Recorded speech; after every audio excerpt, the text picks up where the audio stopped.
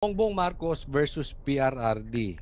Pakinggan natin ang pangako ni Bongbong Marcos. Sa nakaraang 3 taon, halos 22,000 silid-aralan ang nabuksan na. Ayun, 22,000 ang classroom ang nabuksan na.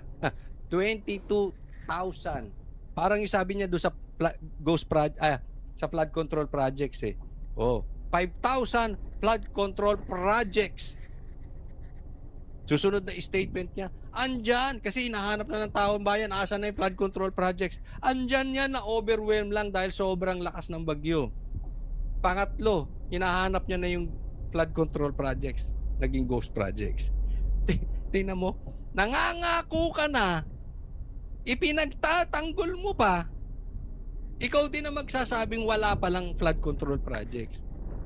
Eto ka na naman, sinasabi mo, may 22,000 classroom.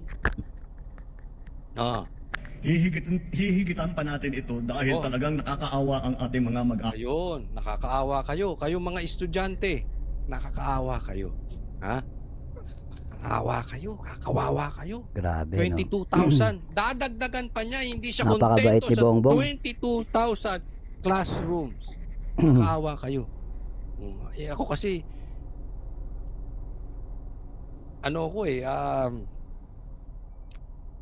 looking forward kasi ako. Alam nyo, ito ma-share ko lang, no. Ako supporter ako ng online class. Dahil nga internet na eh. Supporter ako ng homeschool, no. Mas marami talaga matututunan pag nasa bahay through internet, nakagabay pa ang magulang, magkakaroon pa ng fast forward na natin. closeness. Yung dapat na ninyo from pangakong 22 ako Bago matapos itong administrasyon. ayun. Meanwhile, ilan na po ang nagawang classroom ng DPWH for 2025? Ilan ang classroom? Hulaan ninyo from ilan pangakong na daw, ilan na, 22,000 ilan na. at may gagawin pang 4,000. Ilan ang nagawa doon? At ilan po yung projected na magagawa po ninyo for 2025? Mr. Chairman, let me just get the information. For Oo. 2025 po, ang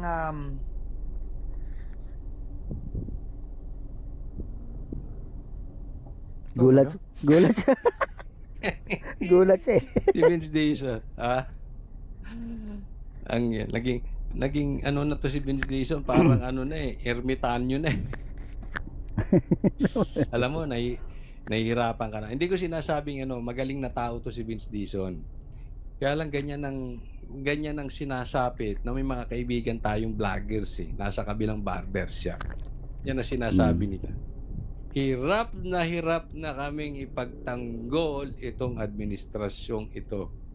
Yung isa na Totoo yan eh. Kung ako nasa kalagayan ng mga yan, ewan ko kung tatagal pa ako dyan. Pambihira. Ang hirap talaga. Si lang ang matibay ang sikmura dyan eh. Si Claire Castro. Ang tibay na sikmura.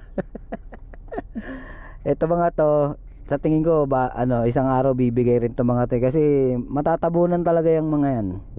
Sa dami. Hindi lang yan, tip of the iceberg pa lang yung flood control na yan. Marami pa.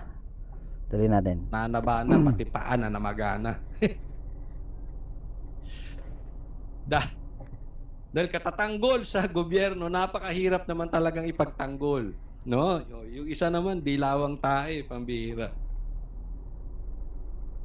Ayaw niyang kainin sana yung suka niya, kaya lang yun ang direksyon ng dilaw eh. Ha? Kumain ng suka, tapos ibintang lahat sa Duterte. Yun eh. No? Ganyan na nagiging itsura. Di ba? Wala eh. Wala talaga. Hindi talaga katanggol-tanggol. Hindi siya makapaniwala. babanto.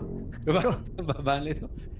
For 2025 po, out of 1,700 na dapat gawin, Ilan daw? 1,700 lang yung pinangako, 22,000. Bakit 1,700 lang? Isa pa yun, question din yun eh. Yung sinabi ni Ong Marcos, 22,000 at tas ang pagkakabanggit doon tapos na. Pero bakit ganito? Anong nangyari? Ghost project din? Tangina. Ayos, lupit. 22 pa lang po ang completed. 22. Kita mo na. Out of 1,700. 22. Putik na yan. Ano mangyayari sa 22? Puta ragis na yan, no? Saan kayang eskwelahan yun?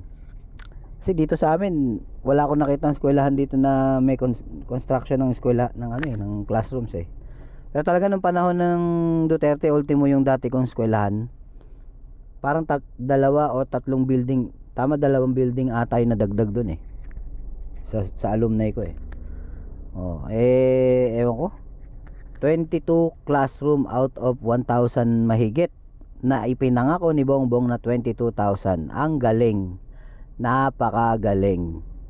Isa ang magaling na presidente, Bongbong Marcos. Putang ina mo ka. Ay nako. Mahalin natin ang Pilipinas kahit nahihirapan na tayong lahat. Peace out.